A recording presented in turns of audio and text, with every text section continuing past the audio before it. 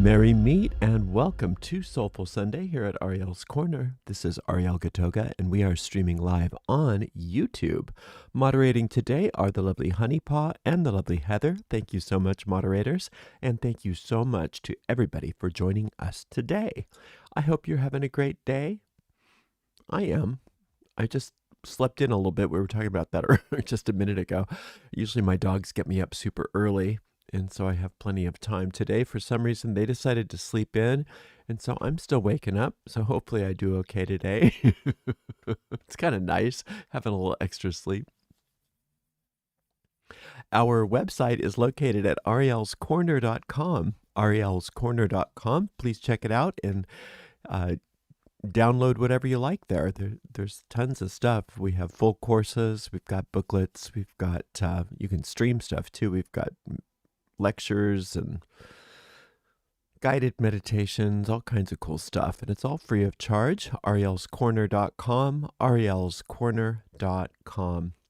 While you're there, check out the links to our social media on the header and footer of each page. And two of those links will get you into places where you can become more actively a part of our community. One is our Discord server, and the other is our private Facebook group. We'd love to see you. We have a shop, and that's located at arielscornershop.com, arielscornershop.com. We have all kinds of cool stuff there. We have t-shirts, and we have mugs, and we have a few beanies. I am going to get some hoodies, I promise. I just haven't had time, but I'm going to make that my priority this week. We'll get some hoodies. And let's see, we have a podcast hub, and you can find that at Ariel's Podcasts. Say that again. arielspodcasts.com, arielspodcasts.com. There's nothing unique on that site, but it's just all of the lecture podcasts organized in a way that many people find easier to navigate than YouTube's playlists.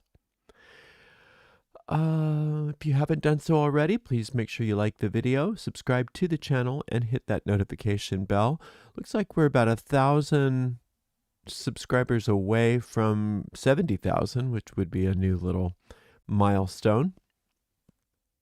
We'd love to get to 100,000 at some point, but probably won't happen this year, but you never know. I don't know that I want to get that popular that fast. It kind of gives me anxiety. I'm okay with being niche. I don't need to be a big famous podcaster. That's not my goal, but it is fun to have those little milestones as they come.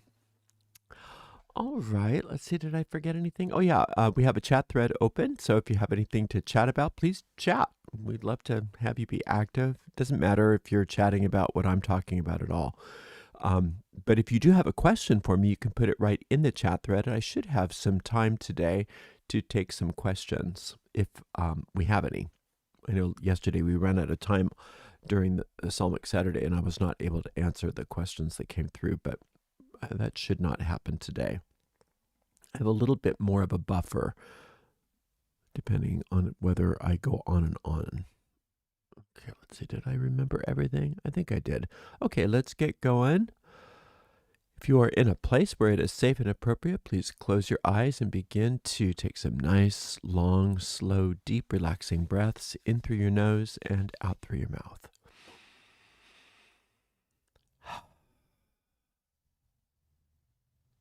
We picture ourselves on top of a beautiful mountain in the center of a circular grove of trees. In the center of our circle, a bonfire blazes forth, and it lights us and the grove with a sacred golden light. We recognize that this is the light of perfect love and perfect trust, and it easily and efficiently burns away everything unlike itself, leaving us safe and serene.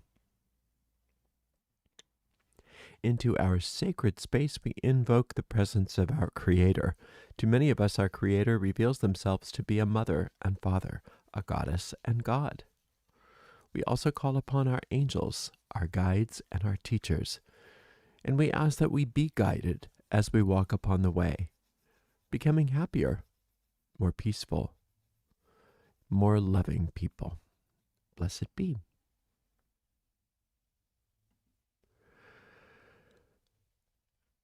In the Luciferian path that I tread, Lucifer is not seen as evil. Lucifer is not seen as the Antichrist or the the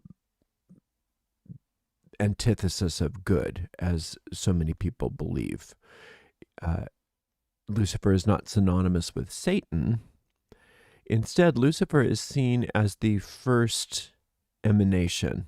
When in Genesis it's depicted as God said, "Let there be light." The Elohim said, "Let there be light." And that light was Lucifer, the first created, the firstborn, the first angel. Frequently in mythology seen as the brightest star in heaven. And in mythology also, Lucifer is seen as the morning star and then also as the evening star. They saw Lucifer as having two separate identities. So the morning star and the evening star are Venus. And because of the complex way in which Venus is experienced, the vision of Venus as experienced on Earth, Venus appears to rise at some points and fall at some points. And the idea of the morning star or the star that falls, the myth of Lucifer is that Lucifer was the rebel angel that fell from grace. That was the story that was depicted. And we have to remind ourselves that in this story, in this myth, what fell was not an illusion, but the first light, the firstborn, the first created angel. And the story is told in many different versions of, in many different cultures, mythologies. For instance, in Greece, it's the story of Prometheus, not so much the story of Phosphorus. But the story of Prometheus is that Prometheus felt so bad for humanity that they didn't have fire.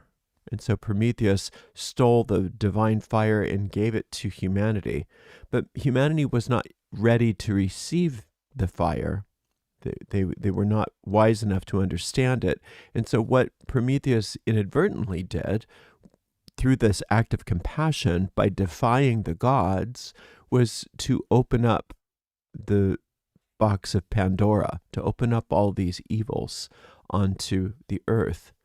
And that was not the intention of Lucifer, but it was the consequence of, well, in this case, Prometheus. It was not the intention of Prometheus to do that, but the consequence of defying the natural order of things, defying the will of the gods.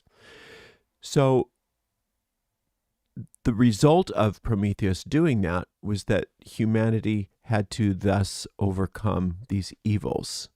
And this was just a poetic way of depicting why humanity has so many evils to overcome. So from the point of view of the current Luciferian path, as I understand it in the tradition that I follow, which is very different than many Luciferian paths. Many Luciferian paths are really basically neo-satanic orders, and it's very, very different than what I understand and what I learned and what I follow. But in this particular iteration of understanding who Lucifer is the savior of humanity. But in order to save humanity, Lucifer fell because Lucifer didn't act in accordance with the Creator. Lucifer acted in defiance of the Creator. And so Lucifer fell and inadvertently caused the creation of a fracture in the mind of humanity. And collectively, that's what has come to be called the demiurge. It's important to understand that both the individual ego that was fractured as a result of this, as well as the collective ego, the demiurge, the ego and the demiurge are not evil, and they're not real. So the idea is not to overcome the demiurge or to kill the ego. The idea is to disregard it, because what happened with this act of defiance is Lucifer thought independently, thought privately, away from the co-creator, away from being part of the co-creation of reality. So remember that God extended itself, the Elohim extended themselves as light. Let there be light. And so there was light. And then Lucifer, rather than extending itself as light, said, I have an idea. I'm going to do something different. I'm not going to follow this. I'm going to do something all by myself. And so the idea of doing something all by itself created a ripple effect throughout the entire mind of humanity and all creation. And thus was born this idea of separation, this idea of little private worlds where everybody's all by themselves. And this isn't real. This is an illusion. It didn't really happen. And so the story, as we tell it in this particular iteration of Luciferianism, is that Lucifer rose again. Lucifer made this mistake, realized his mistake, got back up, and said, now I got to wake all these people up that I inadvertently put to sleep. I've got to correct this error. And so the idea is that Lucifer became one again with the Creator, and thus was devised this plan of awakening that we are encountering now. We are all awakening. But what we have to do, according to this story, is follow Lucifer's path, follow Lucifer's example, because Lucifer had to undo his mistake, had to go through his own atonement, his own awakening, his own reintegration into himself, and then we follow that. We don't have to recreate the wheel, basically. It's already been done for us, but we do have to recognize that we're asleep. We do have to recognize that we are living in an illusion and want to awaken. And that's got to be, our desire to awaken has to be greater than our desire to stay asleep. And so that's what Lucifer is supposedly there for is to guide us, is to teach us. And it is said that Lucifer comes back as different saviors, incarnation. And I wrote an article about that a few weeks ago, if you want to go look on my blog. And it talks about different iterations of this same principle. And I can't remember what it's called. I'll tell you in a second. Hold on.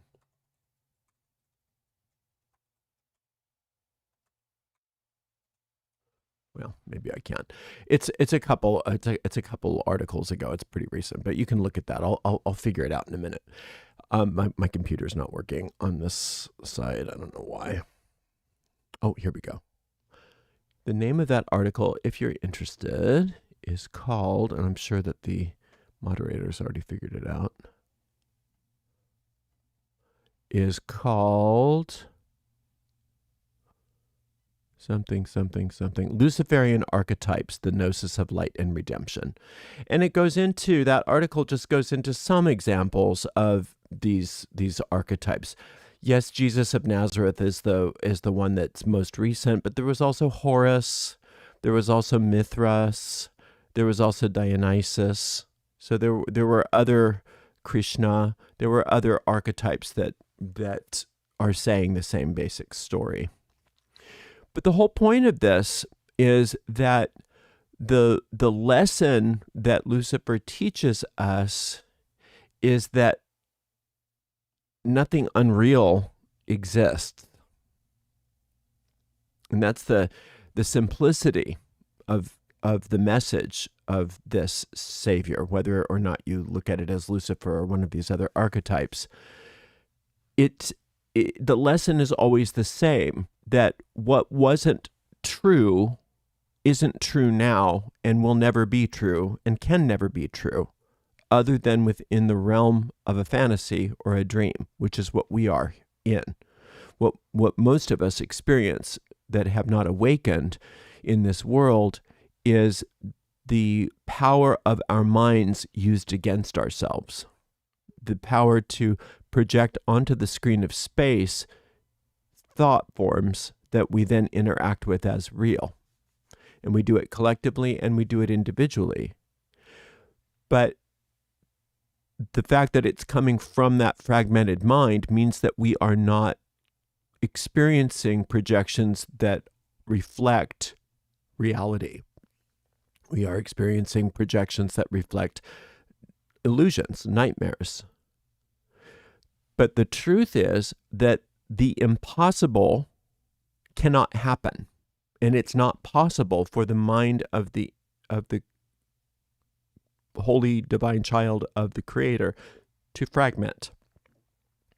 It's not possible for us to uncreate what was created. It's not possible for us to go against the will of the infinite. None of that's possible. But we do have freedom to think it. We do have the freedom to think it. So we can build up all kinds of horrible nightmares that seem to go on for lifetime after lifetime after lifetime within our dream. We can do that. We have the freedom to do that, but it doesn't make it real. It does not make it real. And so the idea here is that we are being gently awakened to reality, but we have to want it. It's got to come from us. We have to want to be awake more than we want to be asleep. And it's easy to say, oh, of course I want to be awake. But then you have to give up all of your attachments to the dream.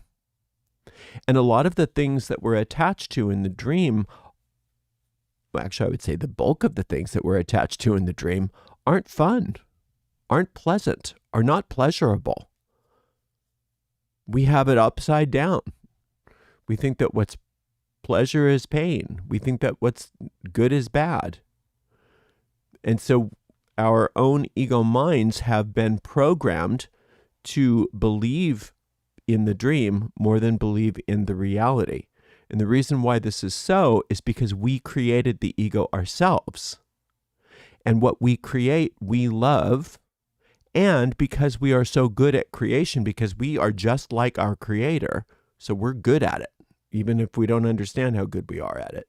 What we create with the same type of life force that we have, even though it's unreal. So it has its own survival instinct within its own illusory nature. And so it's programmed to stay alive. It's programmed to distract us from waking up because it was created by us and it's just following its creator's edicts. So until we recognize that we created the ego ourselves, then we don't feel like we have the power to uncreate it. Until we realize that we are the creators of this nightmare ourselves, then we don't think we have the power to uncreate it. But it's worth questioning this belief. It's worth questioning this belief again and again and again. And a true magical adept will question every part of manifest reality and look at it and say, you're not what I think you are. You are not as you appear. I know your molecules and atoms vibrating to appear as this thing, but you're not real. Situations in our lives, financial situations, for instance, people are worried about money. Ultimately, there is no financial situation. This is a construct that we individually and collectively have come up with in order to prove that we are separate, in order to prove that the dream is real. And until we are willing to question that, think of that, that's the positive side of that Luciferian idea of being of going up against authority, the authority, the tyranny of the ego, because it's what we've done is we've created a tyrant, projected that tyrant out into space, and then feel like we are at the effects of the tyrant. And we feel like we can't undo the tyrant because we feel as though the tyrant is doing it to us, when in reality, we're doing it to ourselves. We're doing it to ourselves. So we have to allow ourselves to act out, to go up against, to defy the ego, to defy the very thing that we created. That Mary Shelley book about Frankenstein and the monster, when the monster attacks its creator, it's telling the same exact story. The same exact story. We created something that's not real, and now that unreality is coming to get us. And what we have to recognize is that it has no power to get us, except for the power that we give it. So it's up to us to want to awaken from the dream more than we want to stay asleep. And we want everything to be complicated. We want these lessons that we must learn to be so complicated. Once I go through 12 times 7 lifetimes, I've heard it say, then I will have the opportunity to be freed from the wheel of life and death. Who says? Who says? Why can't you just do it now? Why couldn't you just wake up now? Why do you have to go through all of this? You don't. It's whether or not you're willing to look at the simplicity of the lesson that you're being taught, or whether you are more interested in attaching yourself to the complexity of the ego. Because the ego's complexities are never ending. But the complexities of the ego are rabbit holes down which you can travel to get only to the understanding, the final understanding of each and every one of the final understanding that you can find. Excuse me, let's try to say that again. I told you I'm not awake yet. The final understanding that you can glean from each and every rabbit hole that you go into that was produced to you by the ego is that it's insane, is that it's nonsense, is that it's madness. There is nothing that the insanity of the ego can offer you other than time wasting, other than delaying. It can't give you anything other than that because it's not real. It's just the product of a fragmented mind.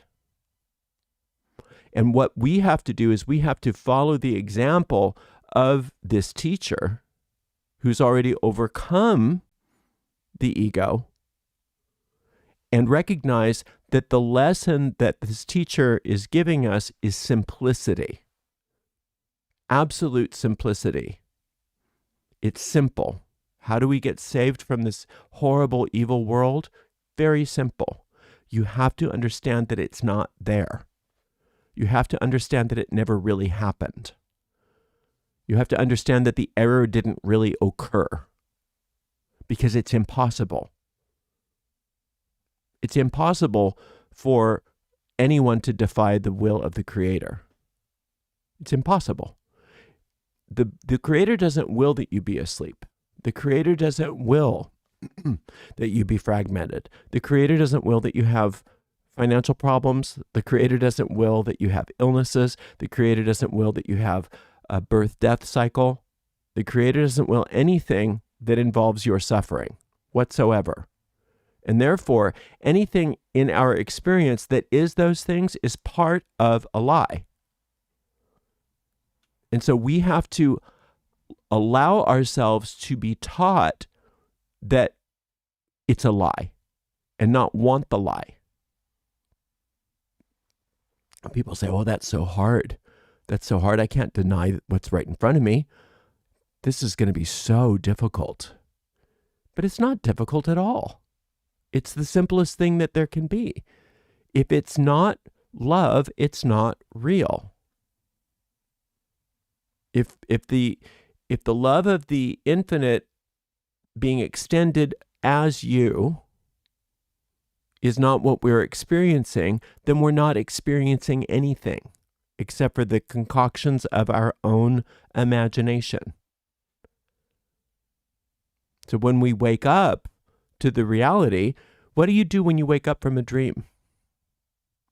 You recognize, oh, that's not happening. It was happening in the dream, but it's not happening now. You might have vague memory of it, but notice how quickly the memory of a dream fades. It's because it's not real. Well, that was a dream within a dream. When you wake up from this dream, it's the same kind of thing. It's not real. You've seen glimpses of that in your own life. Think of an old problem that you haven't thought about in a long time, that you thought at the time was never going to get solved. It was going to be horrible. You'll never get through this. And then for whatever reason, it got resolved and it's gone from your mind. You don't think about it anymore. I mean, sometimes you might bring it up, but for all intents and purposes, it's just like mist. It's gone. It's not there anymore. You're not experiencing that anymore. But the whole thing is like that. All of it's like that.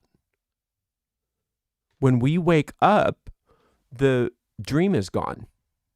And when the dream is gone and there's only love exists, we see things differently.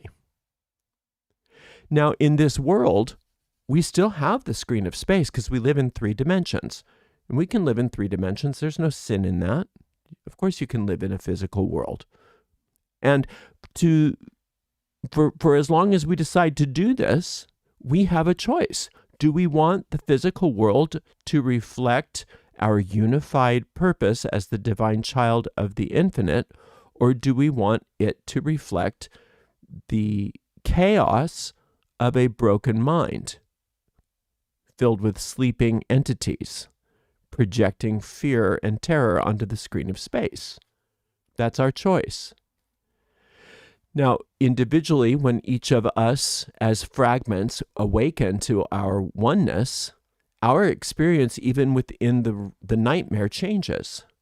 We notice that it's not what we thought it was, that it's very malleable, and that we live amongst a bunch of sleeping people.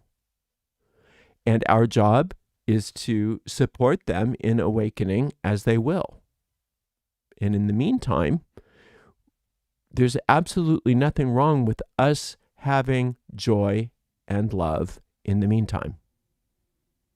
Even in the midst of the worst chaos that the demiurge can come up with, when you awaken to your truth, when you awaken to your power, even within that nightmare, you can have a lucid dream where you're experiencing something joyful, where you're experiencing success, where you're very protected, where you're having nothing but a healing influence on everything and everyone around you. That time that it takes for the entirety of humanity to awaken, you can still have an enjoyable experience here, even though you seem to be walking through a very scary nightmare. Because you're no longer afraid, because you recognize that it's not real, and you're being guided. You're being led one step at a time. And you recognize how much power you have over things. This is what a magical adept is. A magical adept can have power over a great many things. They can live in an apparent chaotic universe with great order in their lives. They can live in an apparent poverty-stricken universe with great prosperity in their lives. They can live in an apparent sick dream being quite healthy. And what does that do? It inspires other people to awaken, because everybody else wants what you have. You're not the kind of person that's hoarding it over them, lording it over them, like so many wealthy people within the dream who are still asleep do, lording it over the others, making the dream be about serfdom versus aristocracy. Instead, what you're doing is becoming an inspiration to other people. You're becoming an inspiration to other people because your magic, in whatever you want, whatever method you tend to use, your ability to consciously direct your mind so that the screen of space reflects what you want instead of the general consensus of the nightmare. That your ability to do that, your ability to use your mind to project onto the screen of space prosperity where there was poverty, health where there was disease, joy where there was sorrow, compassion where there was war,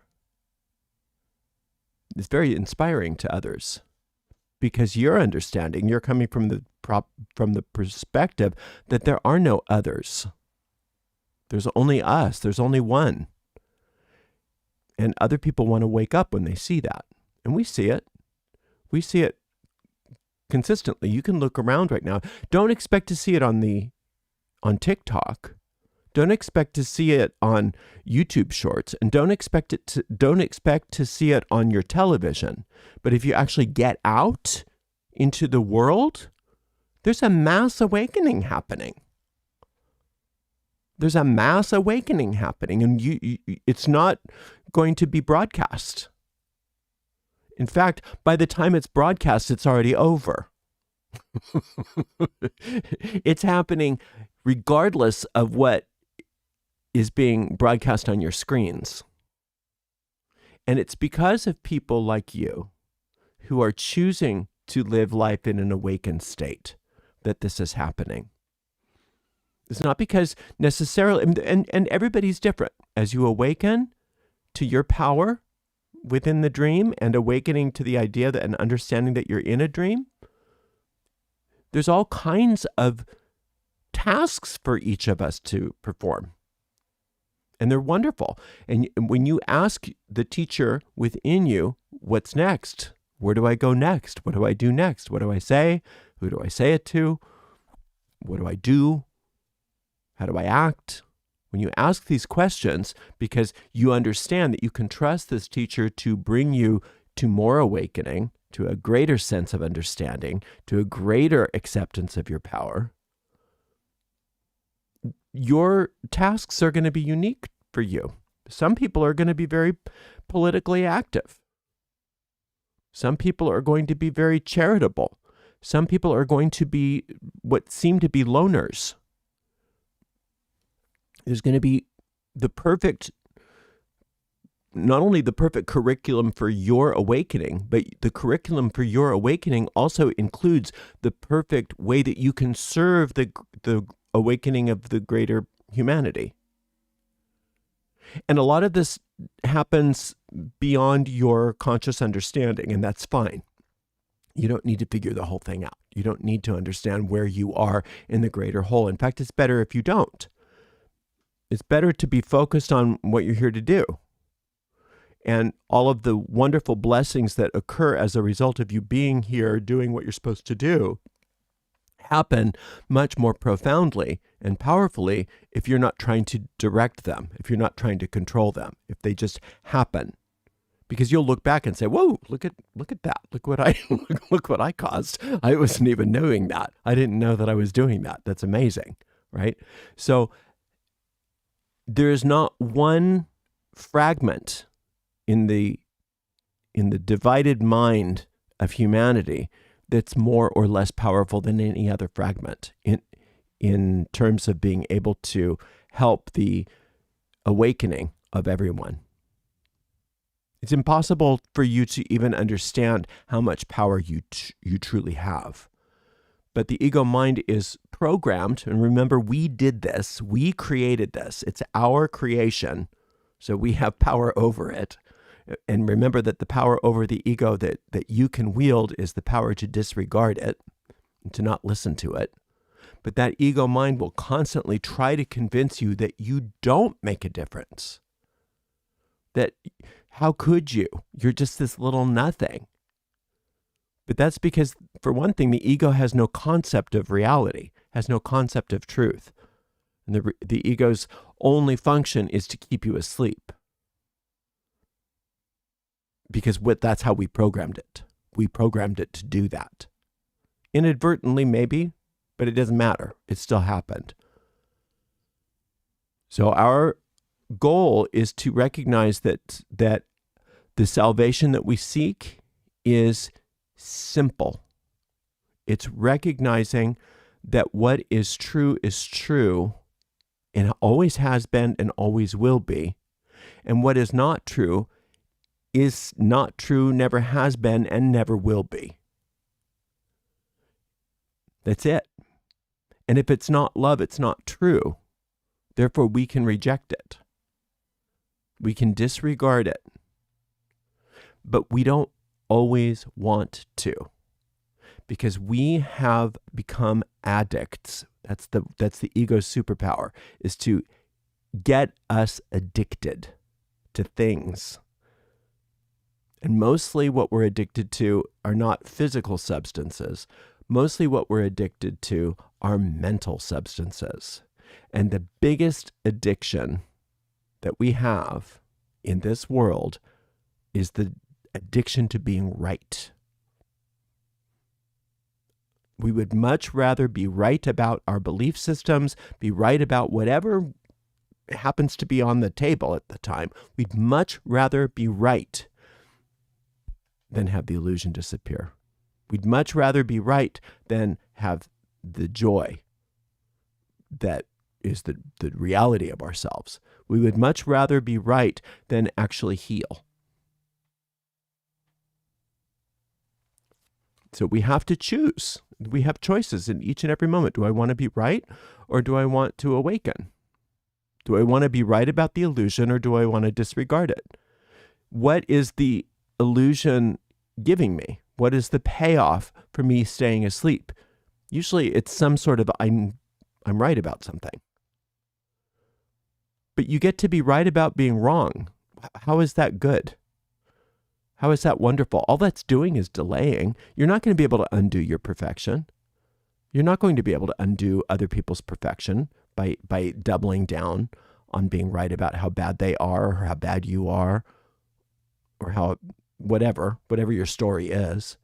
Instead, if we listen to that inner guide as we are walking on our path, and we ask ourselves, what is the simple truth here? The simple truth is that the way we were created is the way we remain. Nothing can change that. And anything that's not that is me doubling down on the dream, on the illusion. and I'm willing to let go of that. I'm willing to let go of the addiction to that. I would much rather be happy, successful, joyous, free than right. And that's a constant moment-to-moment decision. While we are walking through the valley of the shadow of death, while we are walking through the valley of the shadow of death, which is what this dream is, that's how it's depicted in Psalm 23, we are guided, we are led, we are taken care of. But there is no force in the universe that is going to force us to use our mind any way. We have the freedom of choice. We have the freedom and the liberty to think any way we want to think. So it's up to us to want to think in ways that are true rather than in ways that are false. The desire for truth must be greater than the desire for illusion. The desire for joy must be greater than the desire for retribution. The desire for happiness must be greater than the addiction to our sorrow. And it can seem hard, it can seem difficult, it can seem impossible, but that's when you're listening to the ego tell you how hard, impossible, and difficult it is. When you're listening to that guide, the guide is going to remind you, this is simple. This is easy.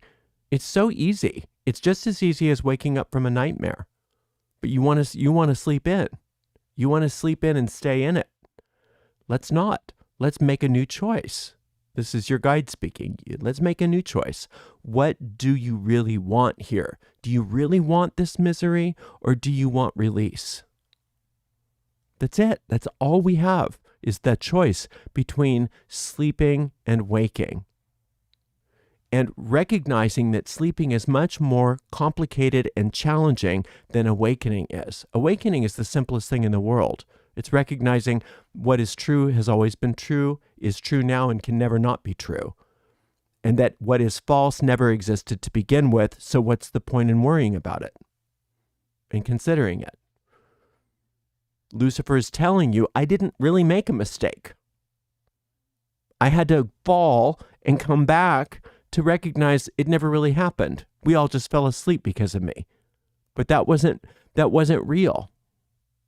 That was an illusion based on an arrogant assumption of mine. And then you all followed suit in our arrogant assumption that we could add something to perfection, that we could make perfection better by being separate, by thinking all by ourselves. Nothing that we're being punished for.